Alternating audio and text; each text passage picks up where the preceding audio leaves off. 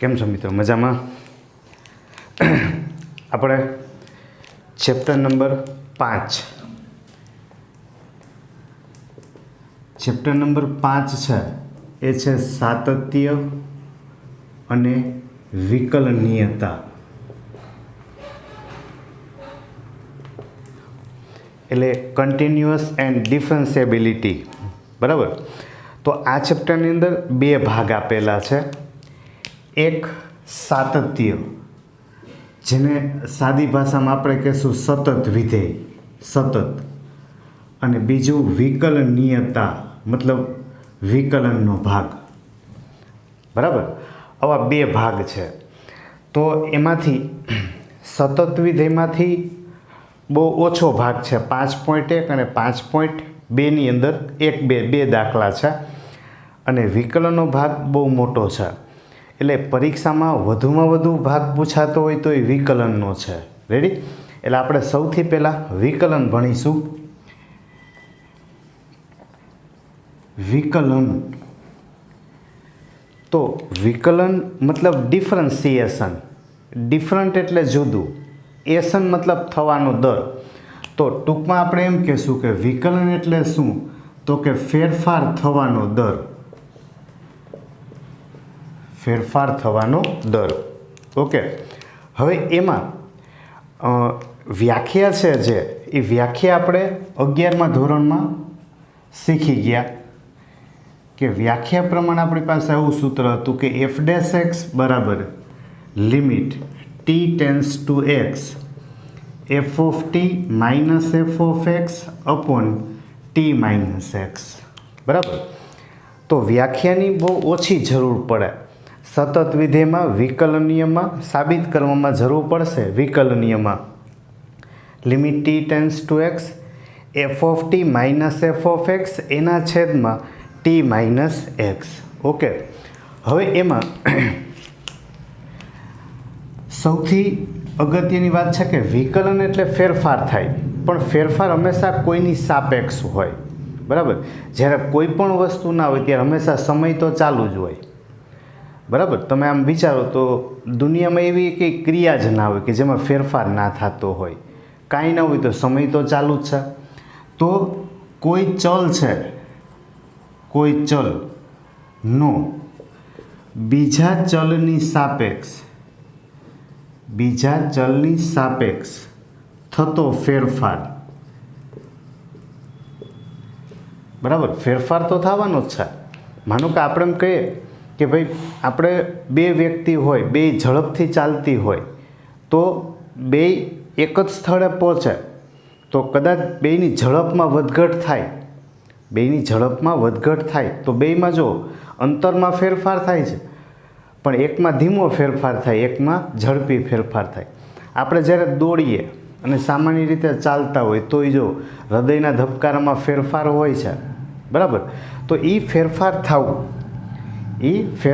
થવું બરાબર એ એક ક્રિયા છે. અને ક્રિયાને અંતે જે જવાબ મળે અથવા જે નિપજ મળે, બરાબર, તો આપણે બે વસ્તુ ધ્યાન રાખીએ છીએ. પહેલું એક પ્રોસેસ થવું અને એક અંતે નિપજ મળવી. તો પ્રોસેસ થવું અને નિપજ મળવી, આ બે શબ્દને પહેલાં આપણે ધ્યાન રાખશું. ઓકે. તો વિકલિત અને વિકલન. તો આપણે કોઈ પણ જ્યારે દાખલાની સૂચના વાંચશું ત્યારે આપણે એમ લખ્યું છે કે વિકલિત મેળવવું. હવે વિકલિત મેળવવું છે મતલબ એ એક નિપજ થઈ. એ પ્રોસેસ છે ને એને વિકલન કહેવાય. બરાબર. એટલે કરવાનું વિકલન, જે જવાબ મળશે એને આપણે શું કહેશું? વિકલિત. રેડી? એટલે આપણે પરીક્ષામાં કોઈ પણ દાખલામાં સૂચના વાંચીએ કે વિકલિત શોધો, મતલબ આપણે શું કરવાનું છે? વિકલન. ઓકે. હવે એના માટે સૌથી એટલે વ્યાખ્યા સ્વરૂપે આને લખવું હોય તો વિકલન મેળવવું એ પ્રક્રિયાને શું કહેવાય? વિકલિત.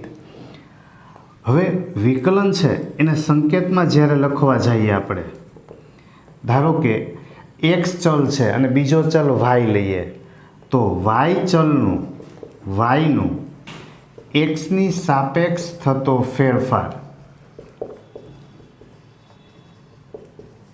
વાયનું એક્સની સાપેક્ષ થતો ફેરફાર એને સંકેતમાં લખાય D by dx of Y, અથવા ટૂંકમાં એમ બોલીએ ડીવાય બાય ડીએક્સ, અથવા તો એને બીજું લખાય એફ ડેશ એક્સ, અથવા તો એને લખાય વાય ડેશ, અથવા તો એને લખાય y1.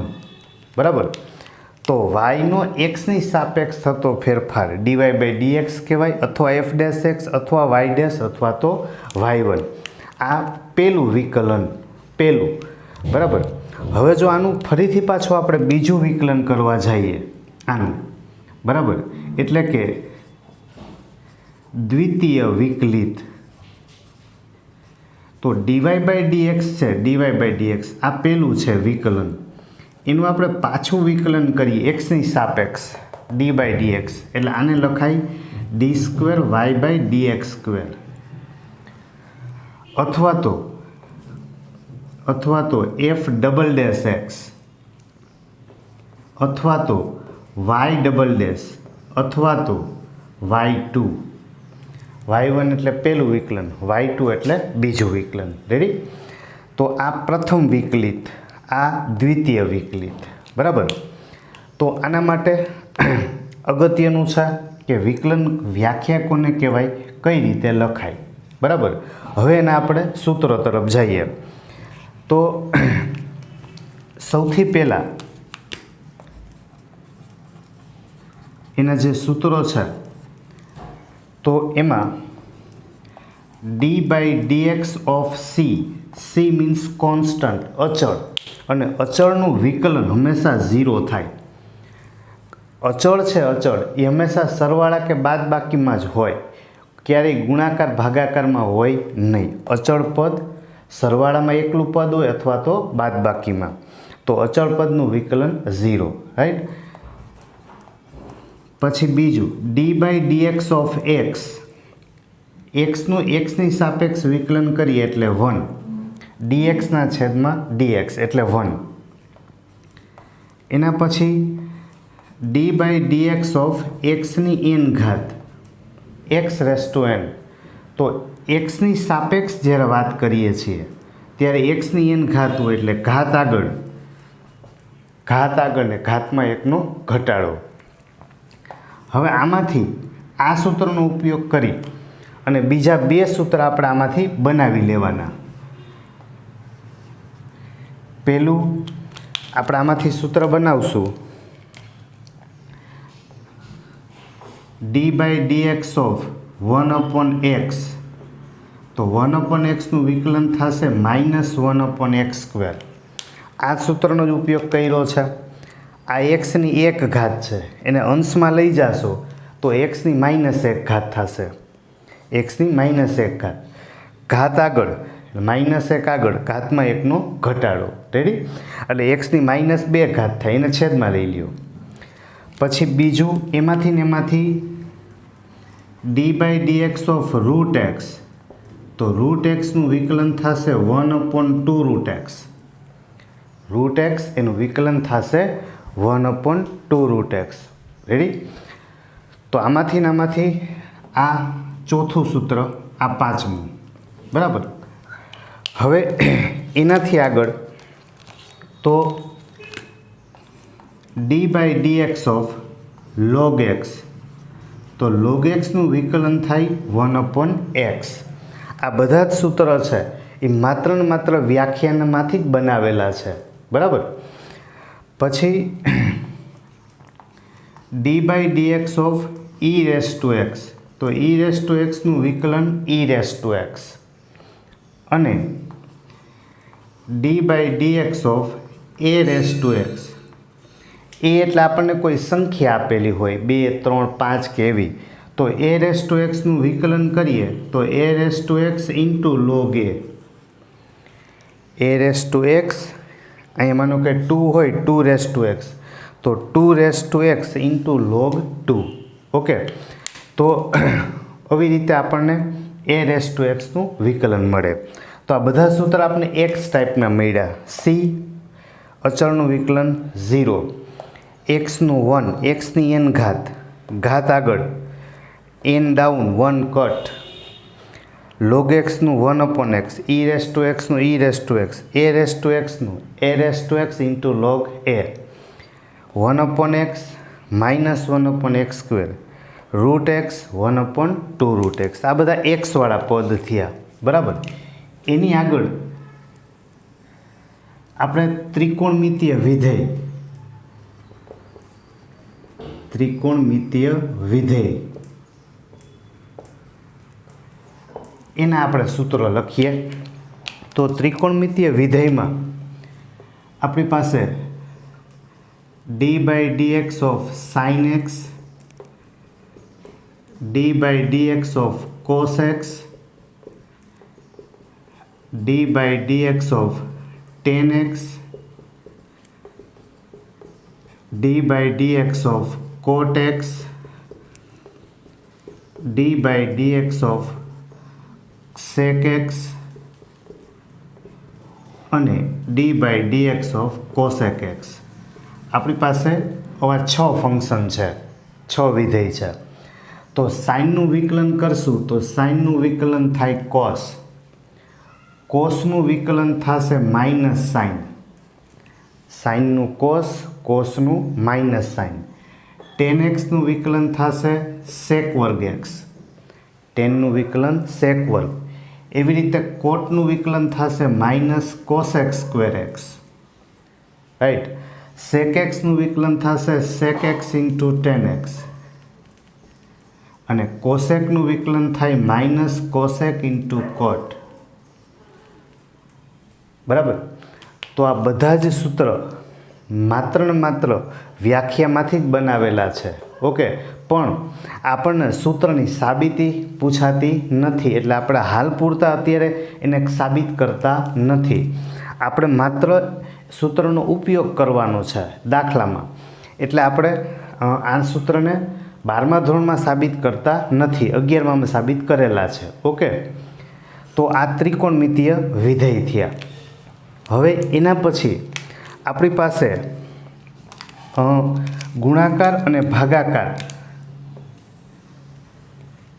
બે નિયમ, એને આપણે ક્રમ પ્રમાણે આપતા જઈએ. તો વિકલનનો ગુણાકારનો નિયમ અથવા તો એને બીજું કહેવાય સાંકળનો નિયમ, સાંકળનો નિયમ. બરાબર. એને ઇંગ્લિશમાં ચેઇન રૂલ બોલાય, ચેઇન રૂલ. તો કોઈ પણ આપણને બે પદ ગુણાકારમાં આપ્યા હોય, બરાબર. માની લ્યો કે એક fx નામનું પદ છે ને એક gx નામનું પદ છે. આનું આપણે વિકલન કરવું છે, બે ગુણાકારમાં છે. તો ગુણાકારના નિયમથી જઈએ તો પહેલું બાર બીજાનું વિકલન, પહેલું બાર બીજાનું વિકલન પ્લસ બીજું બાર અને પહેલાનું વિકલન થઈ ગયું. તો આ વિકલનનો નિયમ ગુણાકાર માટે પહેલું બાર બીજાનું વિકલન, બીજું બાર પહેલાનું વિકલન. ઓકે. એના પછી ભાગાકારનો નિયમ.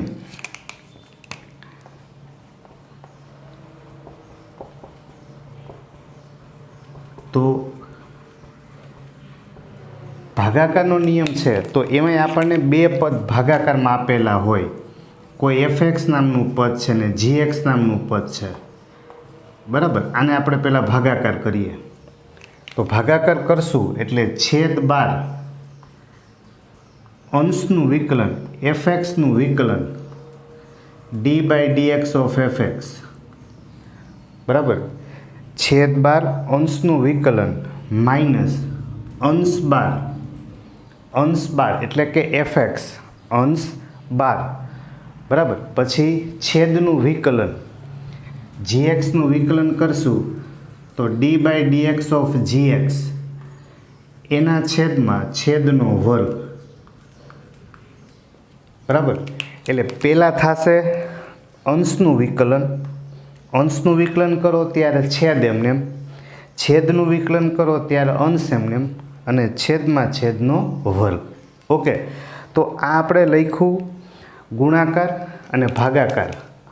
તો આપણી પાસે સૂત્રના આવા ભાગ પડ્યા. પહેલાં એક્સવાળા પદ, પછી ત્રિકોણમિતીય વિધેય, પછી ગુણાકાર અને ભાગાકાર.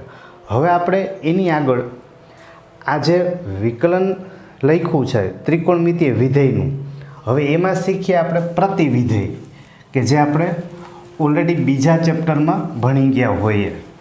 બરાબર. તો ખાસ મિત્રો સૂત્રને મિનિમમ 5-7 વાર લખવા પડે તો લખી નાખો. અને પહેલાં સૂત્ર ક્લિયર હોવા જરૂરી છે. પહેલાં હંમેશા સૂત્ર અત્યંત અગત્યના. એના પછી ત્રિકોણમિતીય પ્રતિવિધેય. બરાબર, જે આપણે બીજા ચેપ્ટરમાં ઇન્વર્સ શીખ્યા છે એ. તો એના માટે d/dx of sine inverse x. તો સાઇન ઇન્વર્સ એક્સનું વિકલન થાય 1/√1 - x². બરાબર. એની સામે d/dx of cos inverse x. તો કોસ ઇન્વર્સ એક્સનું વિકલન થાય -1/√1 - x². બરાબર. આ સાઇન ઇન્વર્સ, ઓલું કોસ ઇન્વર્સ. એના પછી d/dx tan ઇન્વર્સ એક્સ. તો tan ઇન્વર્સ એક્સનું વિકલન 1/1 + x². d/dx of coat inverse x. તો કોટ ઇન્વર્સ એક્સનું વિકલન -1/1 + x². એની આગળ સેક ઇન્વર્સ એક્સ. તો સેક ઇન્વર્સ એક્સનું વિકલન 1/mod x × x² - 1. અને d/dx of cosec inverse x. તો કોસેક ઇન્વર્સ એક્સનું વિકલન થાય -1/mod x × x² - 1. ઓકે, તો આ સાઇન ઇન્વર્સનું છે, કોસમાં ખાલી માઇનસ થશે, 1/√1 - x². બરાબર. મેં ફરીથી પાછી ચોખવટ કરું કે આ બધા જ સૂત્રનું સાબિતી છે, પણ સાબિતી આપણે પૂછાતી નથી. એટલે જે જેડબલી માટે અલગ પ્રિપેરેશન કરે છે તો એને શીખવા પૂરતું આને કરી શકાય. બરાબર. એના માટે આપણે જેડબલીમાં અલગ વિડીયો બનાવીએ છીએ, એમાં તમારે જોવાનું છે. બરાબર. પણ હાલ પૂરતું અત્યારે ટેક્સ્ટ બુક ઉપર જ ફોકસ કરવાનું છે. tan inverse X 1/1 + x². Cot inverse X -1/1 + x². Sec inverse X 1/mod x √x² - 1. Cosec inverse X -1/mod x √x² - 1. Okay, તો આ થયા એક્સવાળા પદના સૂત્ર, ત્રિકોણમિતીય વિધેય અને ત્રિકોણમિતીય પ્રતિવિધેય. હવે આ સૂત્ર થઈ ગયા પછી હવે આપણે જાશું દાખલાના પ્રકારમાં. તો સૌથી પહેલાં જે બેઝિક વિકલનની રીત છે કે જેનાથી બધી રીતમાં એનો ઉપયોગ થાય, તો એમાં આપણી પાસે સૌથી બેઝિક પહેલી રીત છે કે જેમાં આપણને કોઈ પદ આપે પણ એમાં ઘાત ના હોય, ઘાત ન હોય એવું આપણને એક પદ આપે. ધારી લ્યો કે હું એમ કહું કે આપણને આપેલું છે કે sin x. બરાબર. તો sin xનું મારે વિકલન કરવું છે d/dx. તો આપણી પાસે sin xનું સીધું સૂત્ર છે કે sin xનું વિકલન કરશું તો sin xનું વિકલન થશે cos x. કારણ તો કે જે મૂળ સૂત્ર હતું એ જ પદ હતું. બરાબર. હવે આપણે થોડોક એમાં ફેરફાર કરીએ. હવે આપણને માની લો કે d/dx sin 2x આપે, 2x. બરાબર. તો આપણું મૂળ વસ્તુ એ જોવાની કે ઘાત નથી, ઘાત ન હોય ત્યારે હંમેશા બોલું છું, મૂળ સૂત્ર જ બોલવાનું. જો મૂળ સૂત્ર હું બોલું તો સાઇન, આ સાઇન, આને મારે બોલવાનું છે હું એક્સ, આને બરાબર. સાઇન પહેલાં પદથી શરૂ કરાય, સાઇન એક્સ. તો સાઇન એક્સનું વિકલન કરીએ તો કોસ એક્સ, આ એક્સ બરાબર. હવે ધ્યાન રાખવાનું કે જેને આપણે એક્સ તરીકે ધાર્યું છે, જેને આપણે એક્સ તરીકે બોલીએ છીએ, એનું વિકલન ગુણાકારમાં લખવાનું, d/dx ઓફ 2x. ઓકે, ફરીથી પહેલેથી શરૂ કરવાનું. ઘાત હોવી જોઈએ નહીં, ઘાત ન હોય તો સાઇન એક્સ એનું વિકલન થાય કોસ એક્સ, આ કોસ એક્સ. હવે આનું વિકલન કરવા જઈએ તો એક્સનું તો એક્સની સાપેક્ષ 1 થાય, 2 ગુણાકારમાં છે. બની ગયું. માની લ્યો કે આપણને આવી રીતે આપ્યું હોય સાઇન કાઉન્સમાં કોસ 3x + 2, આવું કોઈ પદ આપ્યું છે. તો આપણે એક જ મેથડથી જવાનું છે. રકમ કોઈ પણ બનાવે, ગમે એવી બનાવે, આપણે પહેલા પદમાં આ સાઇન છે, આની ઉપર ઘાત છે તો કે નહીં, એટલે આ નિયમ લાગુ પડ્યો બરાબર. આનું આપણે વિકલન કરવું છે, રાઈટ, d/dx. હવે મારે આનું વિકલન કરવું હોય તો મારે પહેલું પદ જ જોવાનું છે સાઇન. સાઇનનું વિકલન થાય કોસ, સાઇનનું વિકલન કોસ. બાકીનું જેટલું પડ્યું છે આ બાકીનું બધું આ એ ભલે પડ્યું એમને કોસ કાઉન્સમાં 3x + 2, એ તો એનો ખૂણો છે. સાઇન આપણે આખાને હું બોલશું એક્સ, સાઇન એક્સ એનું વિકલન કોસ એક્સ બરાબર. હવે જેને આપણે એક્સ તરીકે બોલતા હતા, આને આપણે એક્સ તરીકે બોલતા હતા, તો આનું વિકલન ગુણાકારમાં. તો કોસનું વિકલન પાછું કરશું તો કોસનું વિકલન થાય -sin x બરાબર. સાઇનનું વિકલન કોસ, બાકીનું બધું એમને. એના પછી કોસ, તો કોસનું વિકલન -sin, બાકીનું બધું એમને. હવે આ એક્સ હતું, એનું વિકલન લખું તો એક્સનું 1 એટલે વધ્યા 3. 2 તો સરવાળામાં અચળ છે, અચળનું વિકલન 0, તો અહીં ખાલી કેટલા વધ્યા 3 બરાબર. તો જો ફરીથી પહેલું આ સાઇન, આ આખું પદ છે, આખું પદ એને આપણે શું બોલતા હતા એક્સ, સાઇન એક્સ એનું વિકલન કોસ એક્સ. હવે આપણી પાસે જે એક્સ હતું, આ આપણી પાસે એક્સ હતું, જો એનું વિકલન ગુણાકારમાં, તો કોસનું -sin, આ એક્સ હતું. હવે બરાબર એની અંદરનું પદ લેતું જવાનું, આ એક્સ. તો આનું વિકલન કરીએ તો ખાલી કેટલા વધશે 3. ઓકે, તો આ પહેલી રીત, એટલે બેઝિક. કોઈ પણ પદ આપે પણ એમાં ઘાત ના હોય ત્યારે યાદ રાખો હંમેશા કોની સાથે સરખાવવાનું, મૂળ સૂત્ર. ઓકે.